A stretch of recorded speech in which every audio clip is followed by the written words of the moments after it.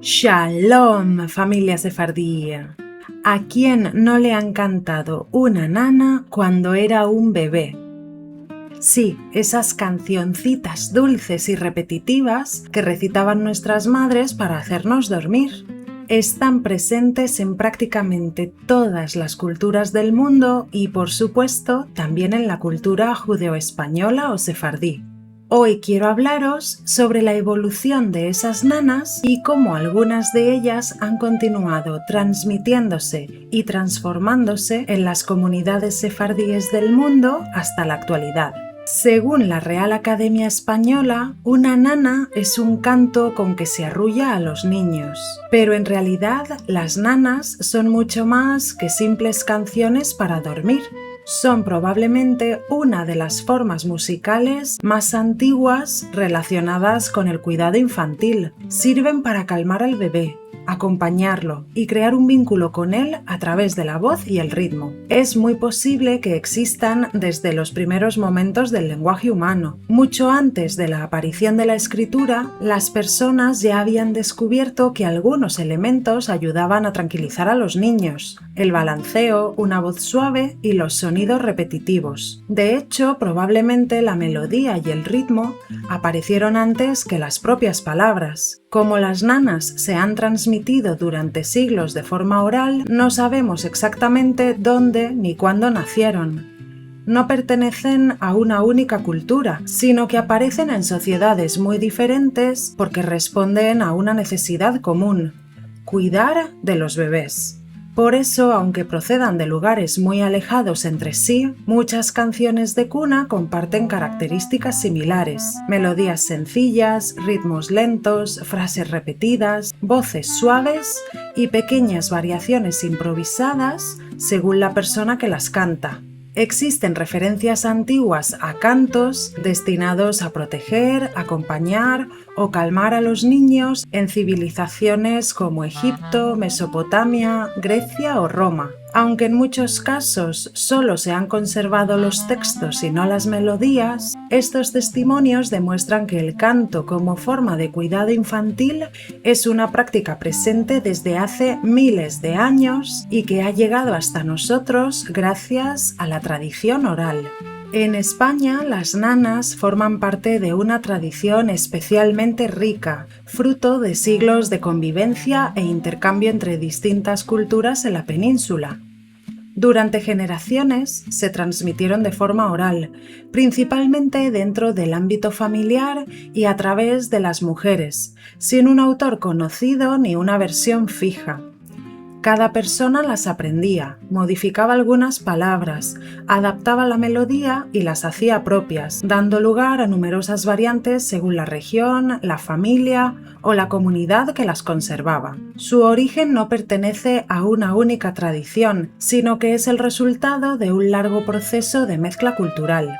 En ellas confluyen elementos comunes a otras canciones de cuna del mundo, junto con las distintas tradiciones culturales que convivieron en la península a lo largo de los siglos, como la tradición castellana medieval, la presencia judía hispánica, las influencias andalusíes y las diferentes expresiones desarrolladas en cada región. Por ello, las nanas son un claro ejemplo del funcionamiento de la tradición oral, canciones vivas que no nacen de un único creador ni de un momento concreto, sino que se transforman y perduran a través de las generaciones. Estas canciones despertaron el interés de investigadores y escritores como Federico García Lorca, que en 1928 dedicó su conferencia «Canciones de cuna españolas» a estudiar este tipo de composiciones. Para Lorca, las nanas pertenecían a una tradición popular y colectiva, nacida de la vida cotidiana y de la relación íntima entre la madre y el niño. Uno de los aspectos que más llamó la atención de Lorca fue que muchas nanas españolas no son alegres, sino que tienen un tono profundamente melancólico. En ellas, las madres no solo intentaban dormir al niño, sino que también expresaban sus propias preocupaciones: la pobreza, el cansancio, la ausencia del padre, el trabajo o el miedo a que el pequeño enfermara. La nana era, por tanto, una canción para el bebé, pero también una forma de desahogo para quien la cantaba. Por eso encontramos versos que hablan de miedos o dificultades de la vida cotidiana o referencias al padre cansado que vuelve del trabajo. Detrás de estas canciones, aparentemente infantiles, se esconden muchas veces las experiencias y emociones de las personas que las transmitieron. Por ejemplo, mi niño chiquito no tiene cuna. Su padre es carpintero y no le hace una. Le hará una de plata, le hará una de oro, para que se duerma mi lindo tesoro. Duérmete, mi niño, que tengo que hacer. Lavarte la ropa, ponerme a coser. Las mantas lavar, el trigo moler. Ay, niño de mi alma, que el día se va a perder. Y antes de continuar, por favor, si os está gustando este contenido, recordad suscribiros a mi canal, darle me gusta a este vídeo, comentarlo y compartirlo. De esta forma me ayudáis mucho a llegar a más personas interesadas en la historia judía de España, la historia de Sefarat. También podéis haceros miembros del canal o apoyarme a través de PayPal o Buy Me a Coffee. Muchas gracias siempre por vuestro apoyo y recordad que debemos de estar muy orgullosos de nuestras raíces judeo-españolas.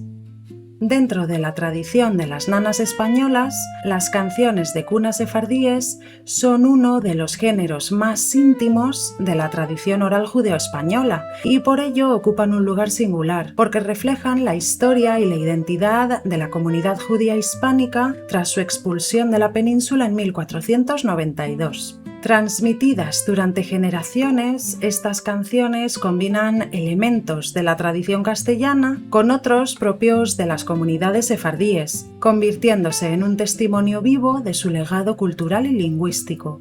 Con el paso del tiempo, estas canciones viajaron especialmente por territorios del Imperio Otomano, como la actual Turquía, Grecia y los Balcanes, pero también por el norte de África, Italia y Oriente Próximo.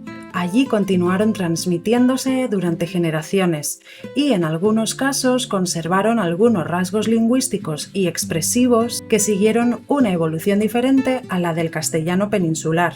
Como ocurrió con muchas canciones de cuna, fueron principalmente las mujeres quienes las conservaron y transmitieron dentro del hogar.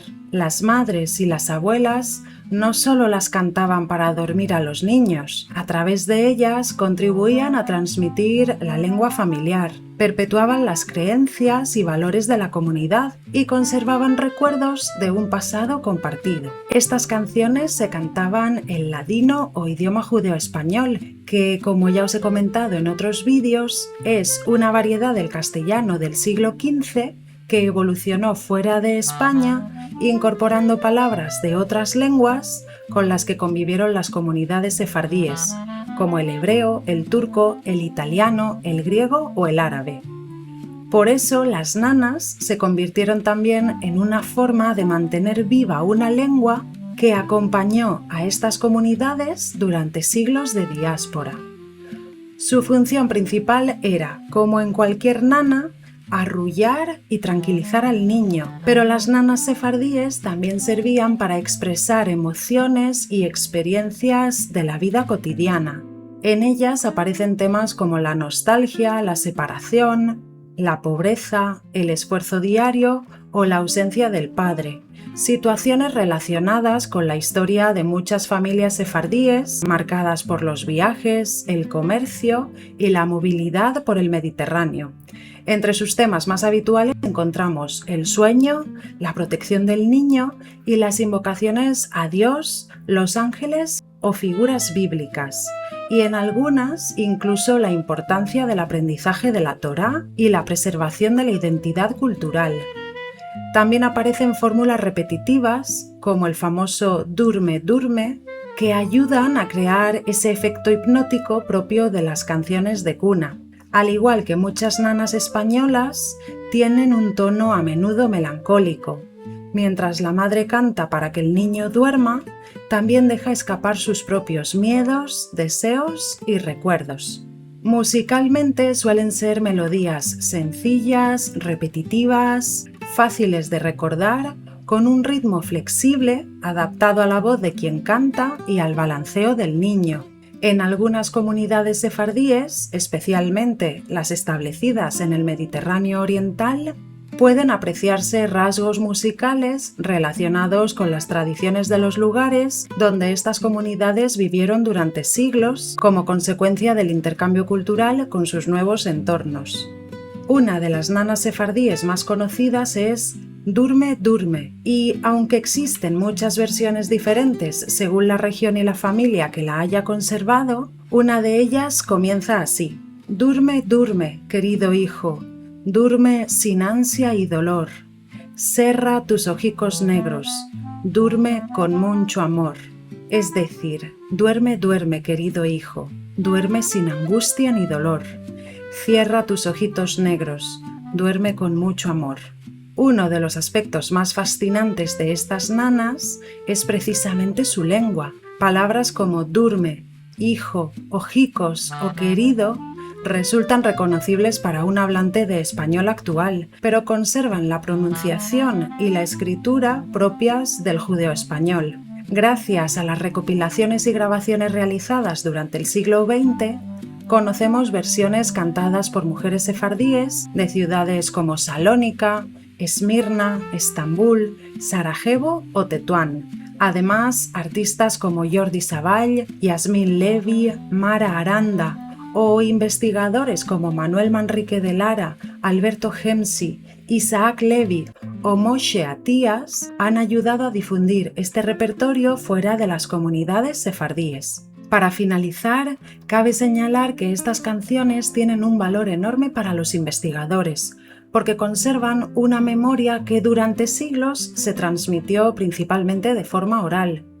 Especialistas como Paloma Díaz Mas han destacado la importancia de la tradición sefardí como fuente para conocer la historia cultural de estas comunidades, especialmente a través de los romances, cuentos y canciones conservados por las mujeres. Más concretamente, Elisa Martín Ortega y Agnieszka August Zarewska han estudiado la poesía infantil sefardí y las canciones de cuna, analizando cómo estas composiciones han mantenido elementos esenciales de la tradición judeo-española a pesar de haber evolucionado con el tiempo.